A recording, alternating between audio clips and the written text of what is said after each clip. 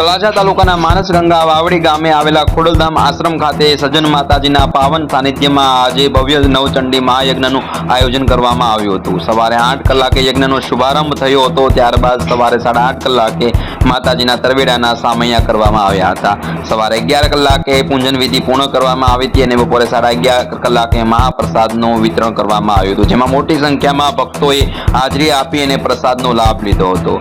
આ પ્રસંગે આઈ ભેલિયાવાળી માતાજી તથા સંતો મહંતો પધાર્યા હતા અને અનેક ભક્તોએ આશીર્વાદ આપ્યા હતા। સમગ્ર કાર્યક્રમનું ભક્તિમય વાતાવરણ જોવા મળ્યું હતું। દૂર દૂરથી મોટી સંખ્યામાં માતાજીના ભક્તો ખોડલધામ આશ્રમ ખાતે ઉમટ્યા હતા, જેના કારણે સમગ્ર વિસ્તાર ધાર્મિક ઉર્જા અને શ્રદ્ધાથી ઓતપ્રોત બની ગયો હતો। નમસ્કાર।